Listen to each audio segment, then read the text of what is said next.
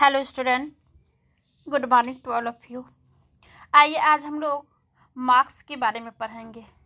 Marks के जीवन परिचय और कई सिद्धांत पढ़ चुके हैं, लेकिन आज राज्य के सिद्धांत को पढ़ेंगे, क्योंकि पिछली क्लास में जो हम लोग मार्क्स को पढ़े थे तो उसमें राज्य के सिद्धांत को नहीं पढ़े थे। तो आज हम लोग राज्य के सिद्धांत को पढ़ेंगे, जानेंगे मार्क्स के राज्य सिद्धांत क्या है और मार्क्स के जीवनी के बारे में, इनका जीवन परिचय के बारे में आप पिछले वीडियो में आप पढ़ लेंगे। आज हम लोग सिर्फ राज्य के सिद्धांत को पढ़ेंगे। इसके बारे में कह सकते हैं कि मार्क्स जो है राज्य को एक लोक कल्याणकारी संगठन मानने के स्थान पर एक वर्गीय संगठन मानता है। एक लोक कल्याणकारी संगठन मीन्स हो गया कि जो वर्तमान समय में जितने भी देश की सरकार है वो जो है लोक कल्याणकारी के तहत जो है अपना काम करते हैं, क्योंकि उनका जो मेन मकसद होता है कि लोगों के कल्याण के लिए काम करना। तो लोगों के कल्याण के लिए जो भी करना होता है वो करते हैं। लेकिन मार्क्स का जो कहना था, लोक कल्याणकारी के स्थान पर वह वर्गीय संगठन मानता है। जो ये है, ये एक वर्ग का संगठन है। अब जो सरकार है, जो सरकारी तंत्र है, तो ये जो है तो एक कैटेगरी वाइज जो है ये एक संगठन मानता है कि इसका एक अलग संगठन है जो एक शासन करने वाले हैं और दूसरा शासित हैं। तो ये एक संगठन मानते हैं जिसकी उत्पत्ति वर्ग संघर्ष से हुआ है।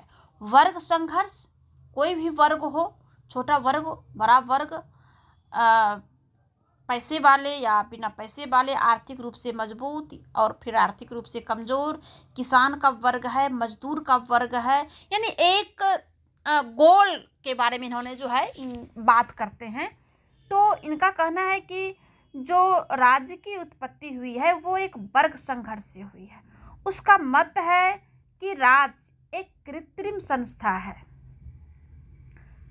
पिछले क्लास में हम लोग पढ़े थे कि राज्य एक दैवी संस्था है।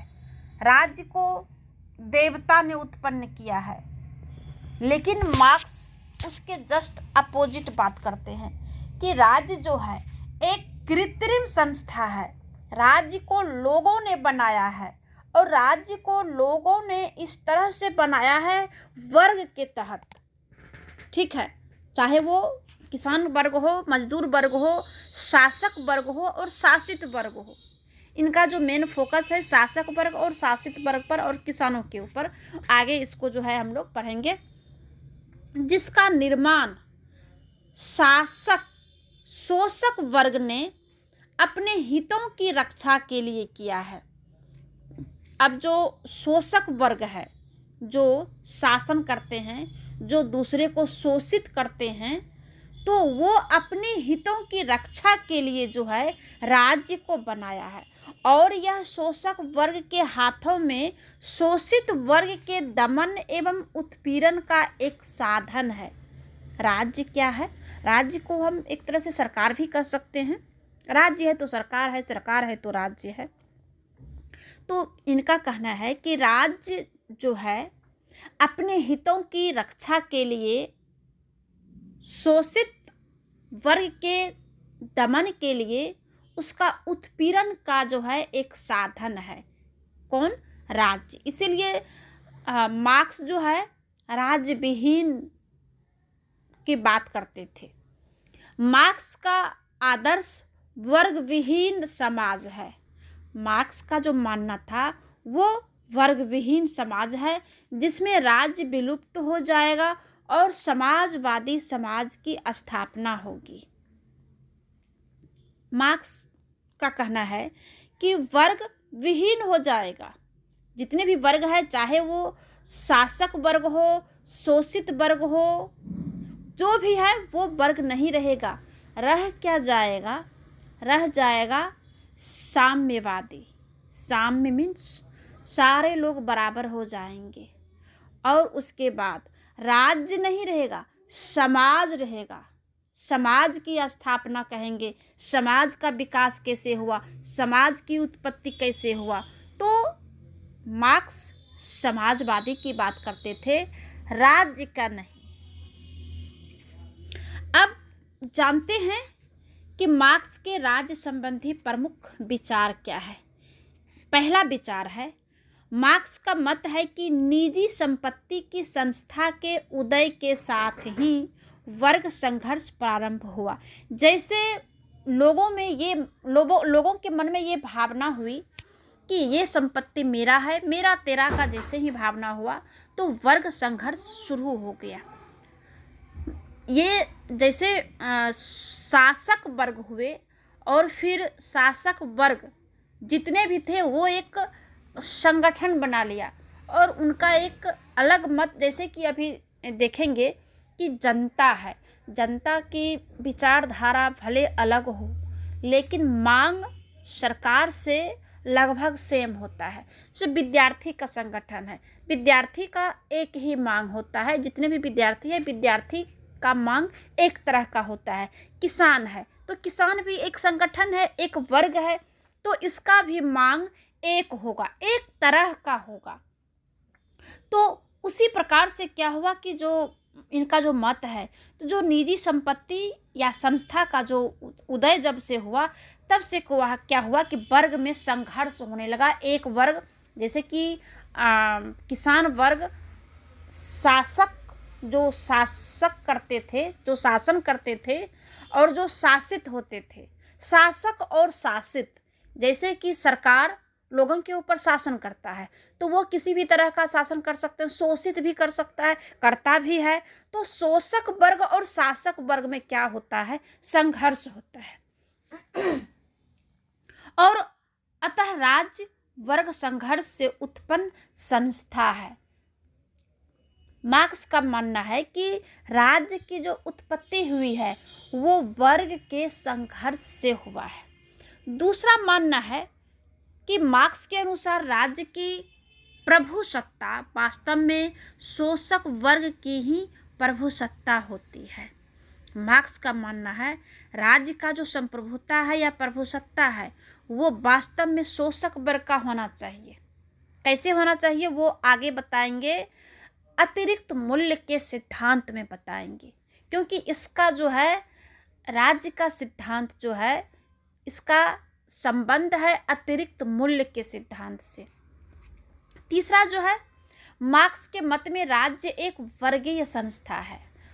मार्क्स के मत में क्या है कि राज्य एक वर्गीय संस्था है, कई वर्ग को मिला करके राज्य है। और वो वर्ग कौन सा है, जैसे किसान का एक संगठन है या वर्ग कहिए, विद्यार्थी का, शोषक वर्ग का, शासक वर्ग का, तो इस तरह का जो है, और इसी से जो है राज्य बना है। और इसका उद्देश्य क्या है, उस वर्ग के हितों की रक्षा एवं वृद्धि करना होता है जिसका इसकी सत्ता पर अधिकार होता है। चौथा मानना है कि मार्क्स के शब्दों में समाज की अवस्था के अनुसार राज्य व्यवस्था होती है। अब जो समाज की जैसी जैसी अवस्था हो रही है तो राज्य की व्यवस्था वैसी ही होती है। पांचवा है कि जिन भौतिक परिस्थितियों के कारण राज्य की उत्पत्ति हुई और उसका अस्तित्व बना हुआ है, उसका अंत होने पर राज्य का भी अंत सुनिश्चित है। तब क्या हो जाएगा, राज्य का जब अंत हो जाएगा तब बचेगा साम्यवाद, ठीक है, समाजवाद। अब जो है मार्क्स ने जो राज्य के बारे में जो सिद्धांत दिया है उसकी आलोचना हुई है। किस प्रकार से आलोचना हुई है, तो आइए हम एक एक करके जानते हैं। पहला है, मार्क्स ने राज्य को शोषण करने वाली संस्था कहा है। मार्क्स ने क्या कहा है, राज्य को शोषण करने वाली संस्था, यानी कि राज्य जो बना है शासक वर्ग शासित वर्ग को शोषण करता है। मीन्स हो गया कि राज्य में किसान है, मजदूर है, विद्यार्थी है, स्टूडेंट लोग है, और फिर कई और वर्ग है, छोटे मोटे वर्ग है। तो इन लोगों का शोषण करने के लिए राज्य बना है या सरकार बना है, जबकि राज्य तो मानव की भलाई करने वाली संस्था है। आलोचकों का कहना है कि मार्क्स ने राज्य को शोषक वर्ग कहा है, शोषण करने वाली संस्था कहा है, लेकिन राज्य तो होता है लोगों की भलाई करने के लिए, तो फिर शोषक वर्ग कैसे हो गया। दूसरी आलोचना क्या है कि मार्क्स ने राज्य को श्रमिकों के शोषण का यंत्र बताया है। कहा है कि राज्य जो है वो श्रमिक वर्ग यानी लेबर यानी मजदूर वर्ग का शोषण करने के लिए राज्य बना है, जबकि आज राज्य एक कल्याणकारी संस्था के रूप में कार्य कर रहा है। ये आलोचकों का कहना है। तीसरी आलोचना हुई है कि मार्क्स के अनुसार बिना क्रांति और हिंसा के जो है, इनका कहना है कि बिना क्रांति या हिंसा के राज्य में परिवर्तन जो है नहीं हो सकता है। क्या कहा है कि राज्य में परिवर्तन नहीं हो सकता है, तब संभव नहीं है, राज्य में परिवर्तन संभव ही नहीं है, क्योंकि मार्क्स का आलोचकों का कहना है कि मार्क्स ने माना है कि जब तक कि क्रांति नहीं होगा, हिंसा नहीं होगा, तब तक पूंजीवादी राज्य में परिवर्तन संभव नहीं है। लेकिन ऐसा नहीं है, शांतिपूर्ण तरीकों से भी परिवर्तन संभव है, ये आलोचकों का कहना है। आगे है, मार्क्स राज्य विहीन समाज की कल्पना करता है और कहता है कि धीरे धीरे राज्य की व्यवस्था स्वयं समाप्त हो जाएगा, यानी अपने आप समाप्त हो जाएगा।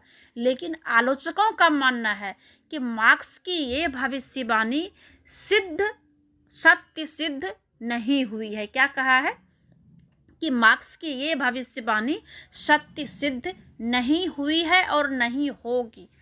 पांचवा जो आलोचना किया गया है ये सबसे महत्वपूर्ण है कि उनका कहना है, उनका अंत में यही कहना उचित है कि सिद्धांत एवं व्यवहार दोनों ही दृष्टियों से मार्क्स का राज्य के अवसान का सिद्धांत अमान्य है। आलोचकों का कहना है कि मार्क्स ने मान लिया है कि सिद्धांत और व्यवहार दोनों ही दृष्टि से मार्क्स का राज्य का अवसान सिद्धांत अमान्य है, क्योंकि मार्क्स का मानना था कि सिद्धांत और व्यवहार दोनों दृष्टि से अवसान हो जाएगा यानी समाप्त हो जाएगा, लेकिन ऐसा होने वाला कदापि नहीं है। ये जो है मार्क्स के आलोचकों का कहना है। आगे जो है इसके अतिरिक्त मूल्य के सिद्धांत के बारे में पढ़ाएंगे और इसमें जो भी आपको डाउट्स होगा और फिर इससे रिलेटेड जो भी आपको प्रश्न अगर मन में आता है तो वो आप कमेंट बॉक्स में लिख सकते हैं, उसका जो है हम आपको बताएंगे। धन्यवाद।